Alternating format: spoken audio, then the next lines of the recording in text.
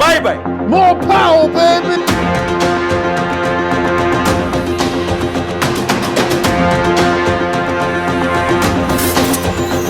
Welcome back to Prelude, y'all.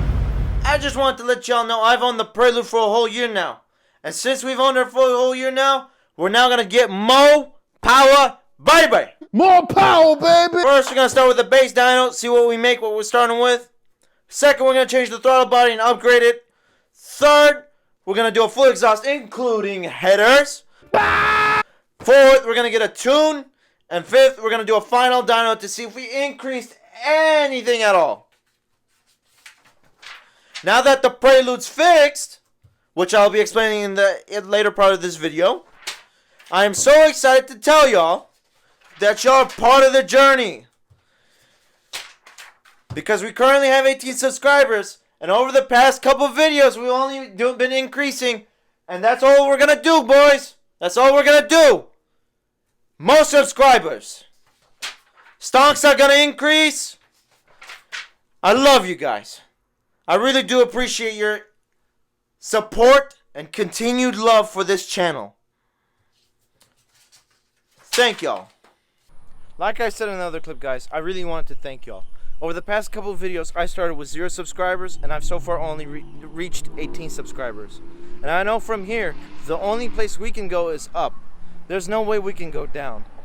From here, we're going to start modifying the Prelude, and we're going to start making better content for you guys to watch, as well as making a faster car for everybody to see. I already explained what's going to happen in the other video, in the other clip, and I really do appreciate your guys' help. Nowhere did I ever think I would reach 18 subscribers if you told me that yesterday. I thought nobody would be interested in a little Honda. And I want to say thank you to all of y'all. I really do appreciate it. As you guys know, I registered the Prelude in September of 2019, and it's just about to become September of 2020. Within my 1 year of ownership of this 1999 Honda Prelude, I've spent, I think, a total of $3,000 to $4,000 putting her back on the road, getting her roadworthy again.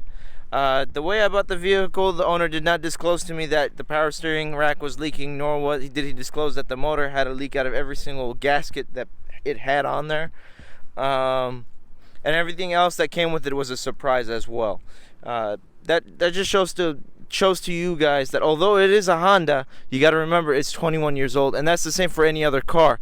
Just because it looks good in pictures or looks good in life, the car might have some blemishes that you might not know about or might not be disclosed to you. So when I got the Prelude, the motor was actually leaking out of the oil pan, the oil sending unit, the oil cooling unit, and the oil filter housing. Other than that, the motor was fine once that was all replaced. Second thing, the power steering rack actually was leaking. In fact, it was leaking, I think, a quart a week, which is a crazy amount considering that I only drove the Prelude at 10 to 15 minutes at a time, once a day. So I replaced that, and then the CV axle on the passenger side actually failed, which needed replacing. The owner also didn't tell me that the Prelude actually had a leak in the trunk. Unfortunately, the Prelude was leaking out of the sunroof drain, as well as these taillight seals, which is a major thing on these Preludes. I have it on one, I think, my first video. These taillight seals always love to fail and leak because they're just rubber molding gaskets. They're actually foam, actually. Other than that, as long as with what I can remember, actually, no. I also had to replace the door handle. This is a brand new door handle. Preludes are common. I think Preludes and Accords, it's a very common thing that the mechanism inside the door handle, there's a spring that latches onto a piece of plastic. That piece of plastic over time just starts failing and cracks open or breaks, and then the spring has nothing to hold on to, so then it becomes known as the what's called as the floppy handle. And that's what happened to this car. That was, I think, $125, and I had to order it from Japan. It took me 2 months to get it.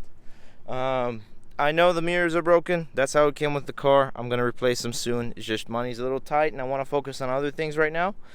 But other than that, that's it for repairs on the Prelude. Now, is it a good car? Yes, it's a wonderful car. Is it a fast car? No, it's really not.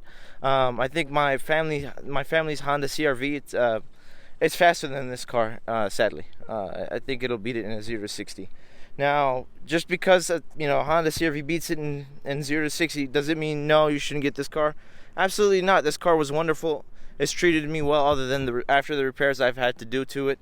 And remember, guys, it's not the car's fault for the repairs. It's actually the owner's fault for neglecting it, and the previous owners for neglecting it. It is what it is. Now it's repaired. The car is beautiful. It's wonderful. It drives great. 5-speed manual, fun to drive. It only has, if I remember correctly, 134,000 miles on the clock, and I put 3,000 of those miles on there. So it is a very fun car to drive. Other than that, let me show you guys the interior, which is also in perfect condition on the Prelude. There are some scuffs here and there, but that's to be expected from a 21-year-old car. Let me see if I can get the camera inside the back seat. The car is in wonderful condition. It's actually really nice. I think somebody's done an interior plastic swap. It has this fake carbon fiber stuff on there.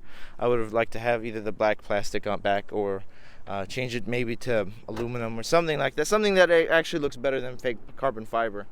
Now, as for the vehicle, it came with a muffler delete on it. Let me see if I can get the camera under there for you guys.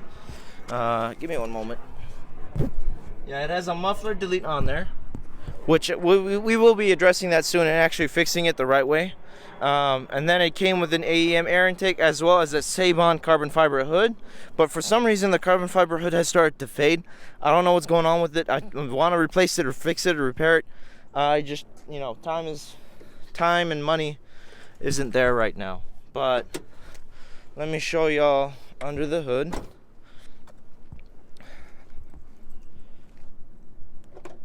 So it did come with an AEM V2 air intake. I know those are a little pricey, but air intake is an air intake. I don't see the difference.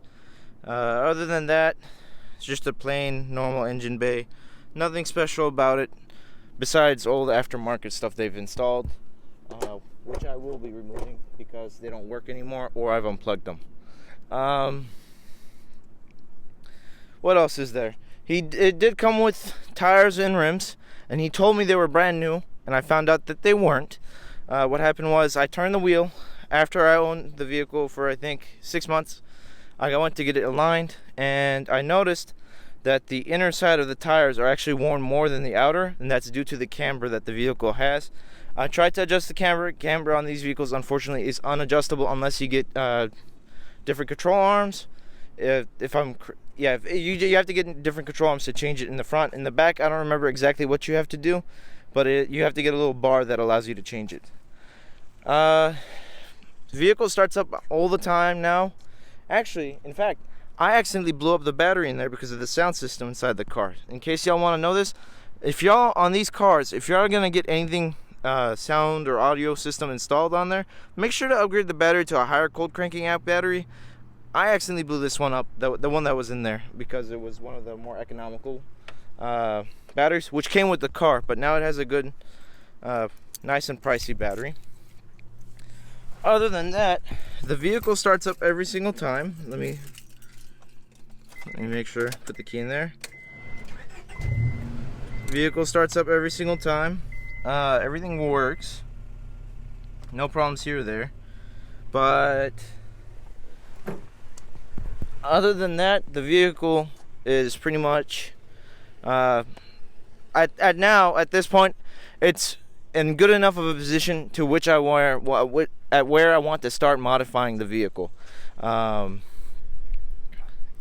confident to say that the vehicle is at a good enough condition to be able to start pushing power through it. Now, when I say pushing power, I don't mean like 1,000 horsepower. That is the goal. Don't worry, maybe within the next couple months, within this upcoming year, she will have a built motor in there, maybe a different motor in there, helping her push more power. But as of now, I want to kind of start slow and easy with the channel. I don't have much money within the bank or money on me at the moment, so while the channel's growing, I'll start slowly adding to it, and once we get to a point where we got enough income coming in, then we'll start modifying the car like crazy.